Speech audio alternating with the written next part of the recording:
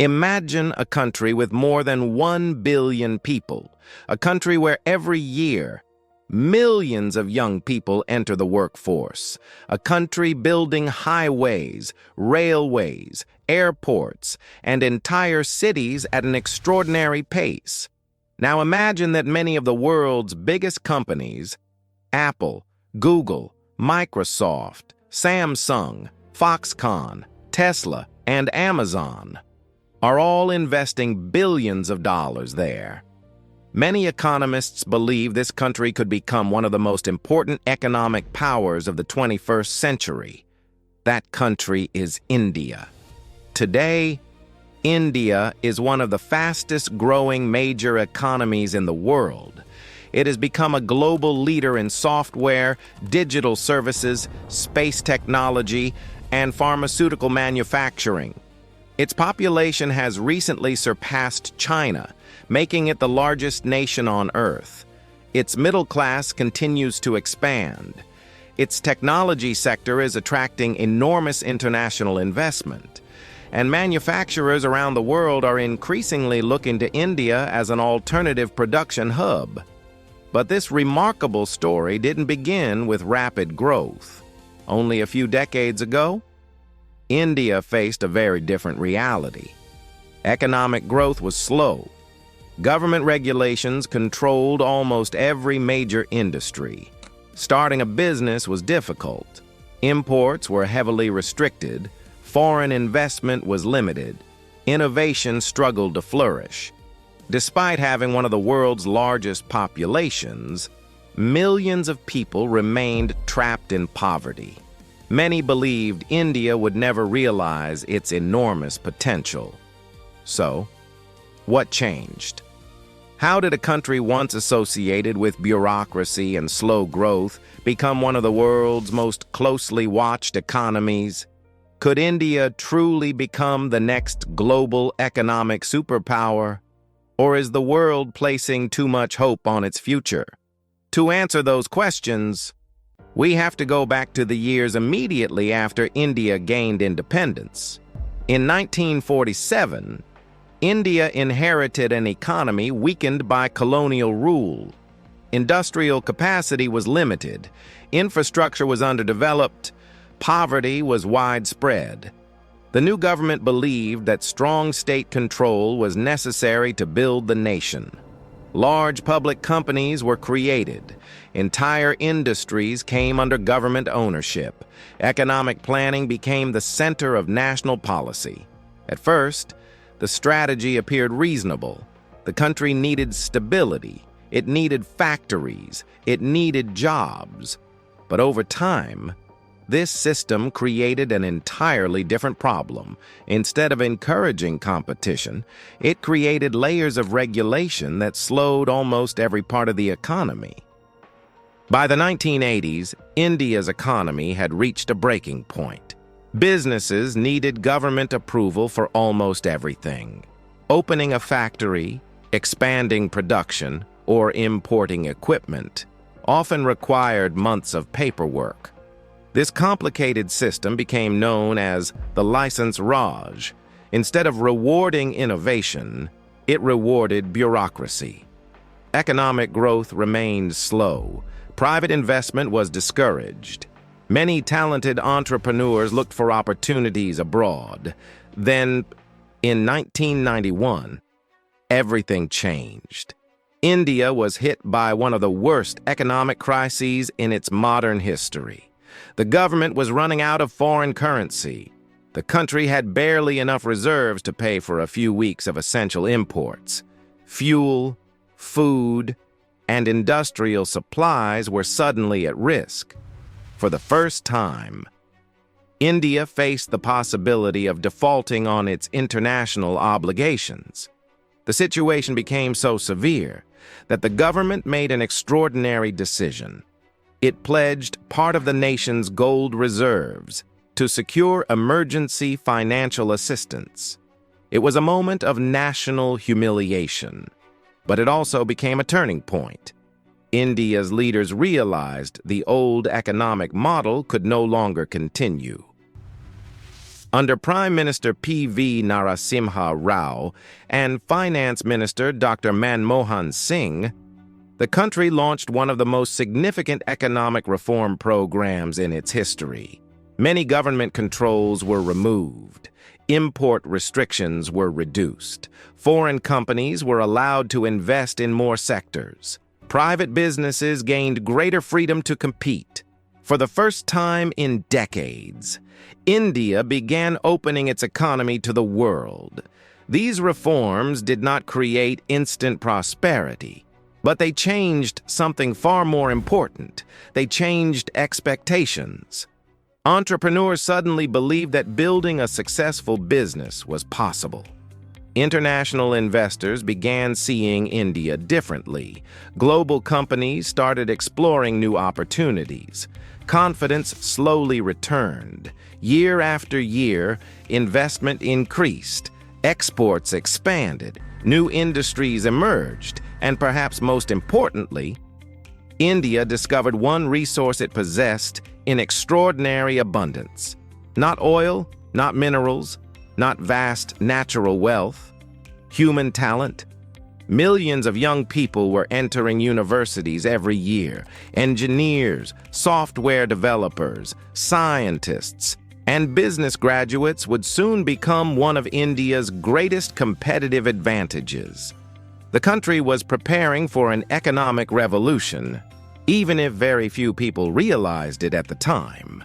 As India's economy became more open, a completely different opportunity began to emerge. This time, it wasn't manufacturing. It was knowledge. Throughout the 1990s, the world was entering the digital age. Businesses needed software, banks needed computer systems, governments needed digital infrastructure, and suddenly, there was an enormous global demand for skilled programmers and engineers. India was perfectly positioned to meet that demand. Every year, its universities produced hundreds of thousands of engineering graduates. English was already widely used in higher education, making Indian professionals highly attractive to international companies. One city soon became the symbol of this transformation: Bangalore. Often called the Silicon Valley of India, the city rapidly evolved into one of the world's largest technology hubs. Companies such as Infosys, Tata Consultancy Services, and Wipro expanded into global giants. They developed software, managed complex IT systems, and provided digital services to businesses across every continent. Instead of exporting physical products, India was exporting knowledge. International corporations quickly recognized this advantage. Technology companies established major engineering centers throughout the country. Microsoft expanded its research operations. Google built one of its largest engineering teams outside the United States. Amazon, IBM, Intel, Oracle, and many others followed. Today, millions of highly skilled professionals work in India's technology sector. Many of the software systems used by banks, airlines, hospitals, and multinational companies around the world are designed, maintained, or supported by teams based in India. The country's influence also extends far beyond outsourcing. Indian entrepreneurs have created thousands of successful startups. Billion-dollar technology companies are emerging at an unprecedented pace. Fintech, digital payments, e-commerce, artificial intelligence, and software services continue to attract enormous investment.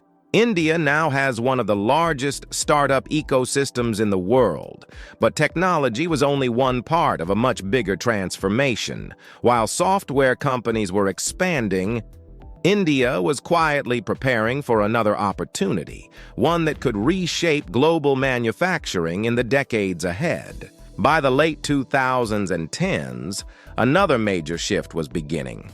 Around the world, companies started rethinking where they manufactured their products. Rising labor costs, Geopolitical tensions and supply chain disruptions encouraged many businesses to diversify production beyond a single country. India saw this as a historic opportunity. Instead of waiting for investment to arrive, the government launched an ambitious initiative called Make in India. Its goal was clear: turn India into one of the world's leading manufacturing destinations. New industrial corridors were planned, modern highways, freight rail networks, and logistics hubs expanded across the country. Investment rules became more attractive.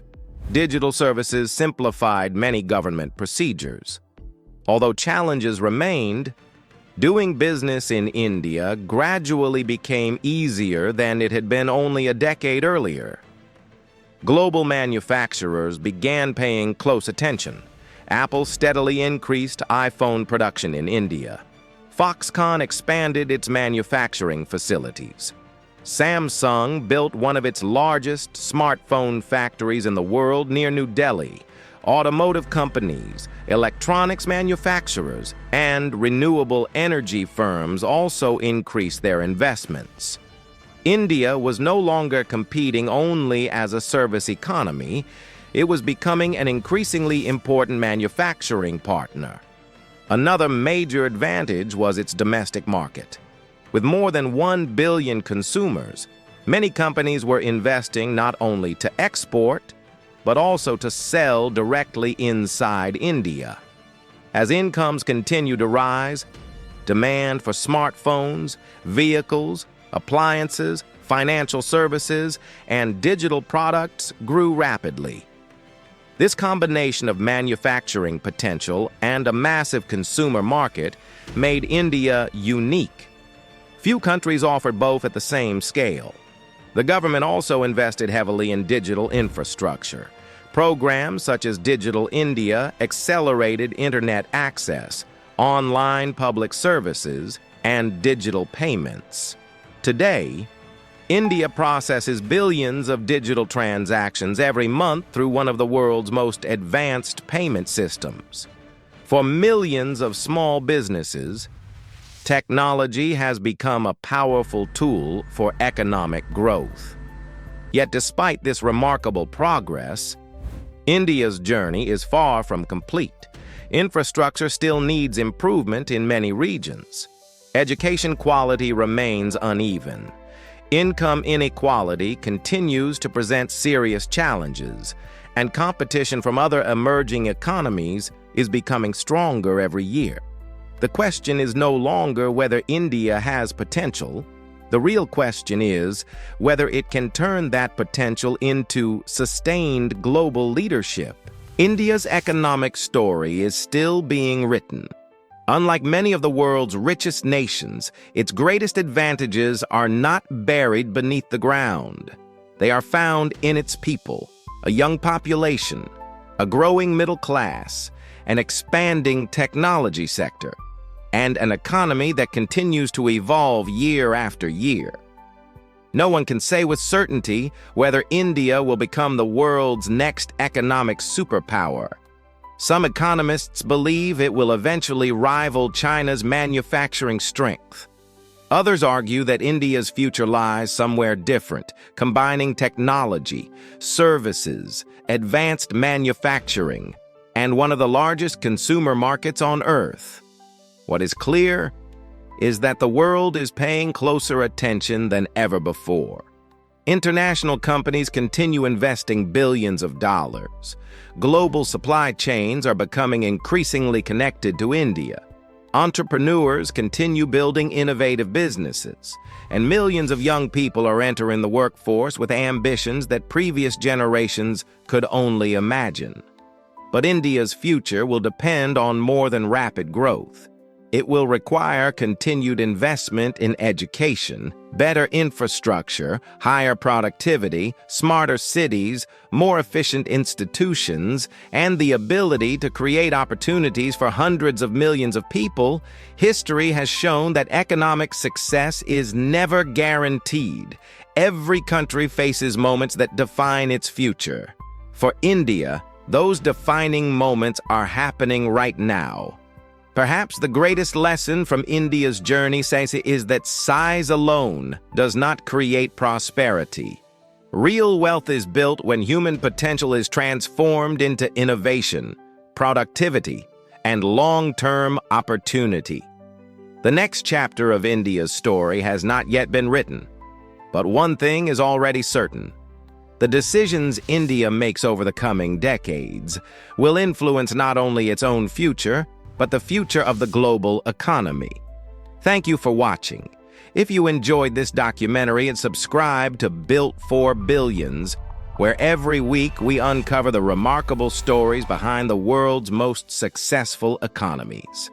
And tell us in the comments, which country's economic transformation should we explore next?